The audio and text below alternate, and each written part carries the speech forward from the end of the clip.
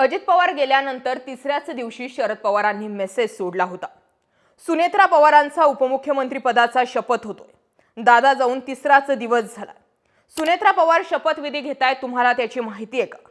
पवारांनी मेसेज सोडला की पटेल आणि तटकरे त्यांचे नेते, त्यांच्या नेत्यांनी ठरवलं असेल, आपल्याला त्याबाबत काही माहिती नाही असं सांगून शरद पवारांनी मेसेज सोडला। त्या मेसेजचा अर्थ 2 महिने आणि जवळपास आज तारीख आहे 4 एप्रिल, म्हणजे जवळपास 2 महिने आणि 6 ते 7 दिवसांनंतर या सगळ्या मेसेजचा अर्थ उलगडायला सुरुवात झाली। शरद पवार म्हणाले होते, हा अपघात आहे, यात राजकारण आणू नका। आम्ही म्हणालो होतो, पवारांची ती घाई अंगलट आली। कदाचित त्यावेळी पवारांनी जर ते स्टेटमेंट केलं नसतं तर अजित पवारांचा अपघात की घातपात याबाबत सरकार सिरियस झालं असतं। ते सगळं सोडा, मात्र राष्ट्रवादीमध्ये राहूनच कशा पद्धतीने 2 गट तयार झालेत हे सांगण्यासाठी आत्ताच्या घटना पुरेशा आहेत। सुनेत्रा पवारांनी जी टाइमलाईन गेल्या 8 ते 10 दिवसांपासून सेट केली आहे, त्यामुळे राष्ट्रवादी काँग्रेसमध्ये सगळी चलबिचल सुरू झाली। गेल्या 2 ते 3 दिवसांपूर्वी सुनील तटकरेंच्या उपस्थितीमध्ये एक बैठक पार पडली। या बैठकीतील एक फोटो समोर आला।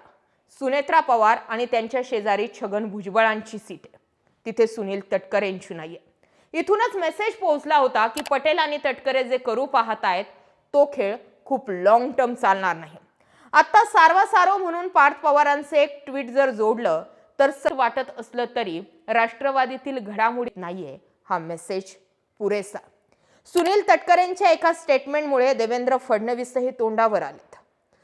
आता देवेंद्र फडणवीसांना मुळात सुनील तटकरे आणि प्रफुल्ल पटेल यांचं किती घेणं देणं उरणार हा दुसरा विषय, कारण शरद पवारांची राज्यसभा बिनविरोध निघते।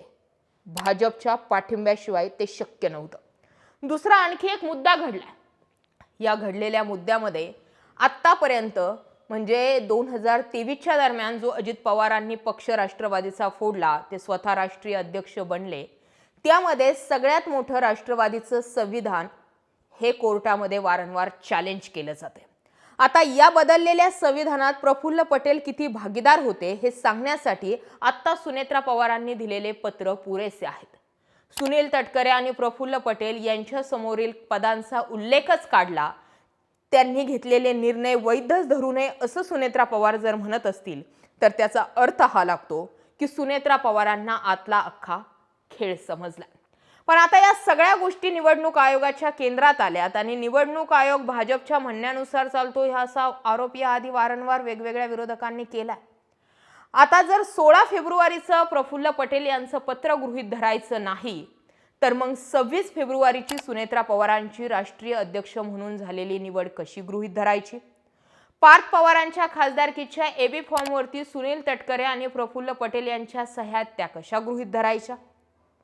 या सगळ्या गोष्टींचे डाव जे पटेल आणि तटकरेंनी खेळलेत तो या चक्रव्यूहाचा अंदाज घेऊनच खेळलेत।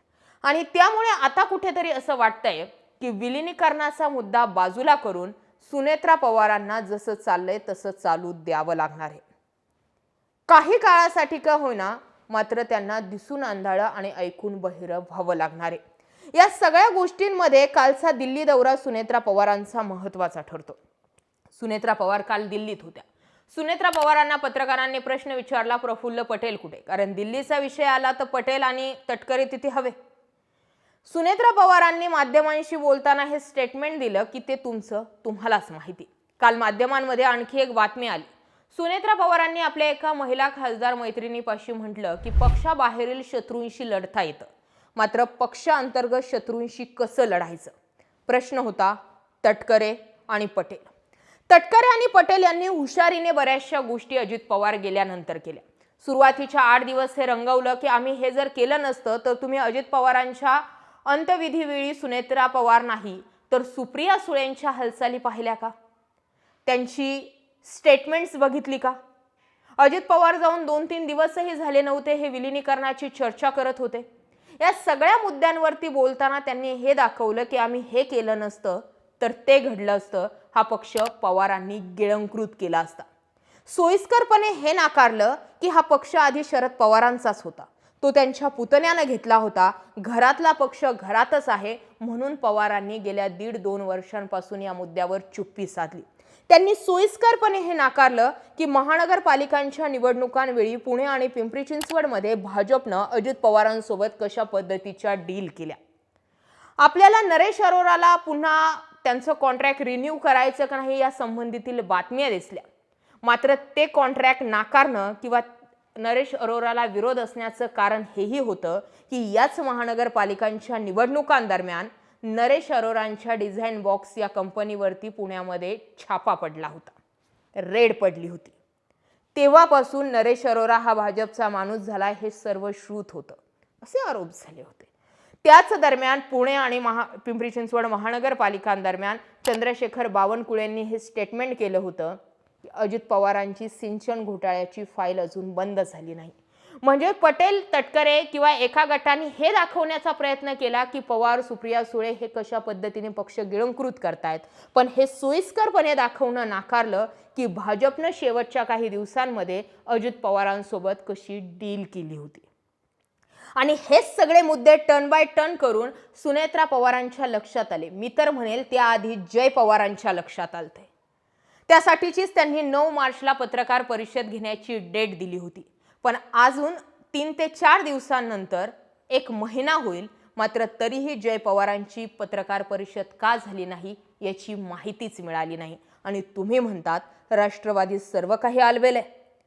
या सगळ्या गोष्टींच्या हालचालींवरती शरद पवारांचं लक्ष. आता जोपर्यंत हेच एकमेकांची कॉलर पकडत नाही किंवा हेच एकमेकांवरती प्रश्न तयार करत नाही तोपर्यंत पवार समोर येत नाही. नरहरी झिरवाळांनी सुरुवात केली होती, त्याचा शेवट नरहरी झिरवाळांसोबत असा झाला की त्यांचेच पर्सनल व्हिडिओज बाहेर काढले गेले. परिणाम स्वरूप आणखी काही दिवस पवार वाट बघतील आणि मग एखादं नवीन स्टेटमेंट करतील. आता या सगळ्या आखलेल्या गोष्टीत एकतर दिसतंय पटेल, तटकरे, सुनेत्रा पवार या सगळ्यांना चक्रव्यूहात आणलं गेलंय ते रोहित पवारांनी, आणि रोहित पवारांच्या मागे हात आहे पवारांचा. आता यावेळी हे गोष्ट समजून घेणं सोपं जाणार आहे की पवार हे सगळं वन हँडल करतायत की पवारांची राज्यसभा ज्या दिवशी बिनविरोध झाली त्याच दिवशी भाजप आणि पवार यांची हातमिळवणी झाली. बोला या सगळ्या घडामोडींवर तुमचं काय मत आहे? कमेंट करा. मुद्दा आवडला असेल तर जास्तीत जास्त लोकांपर्यंत जरूर शेअर करा. जय महाराष्ट्र.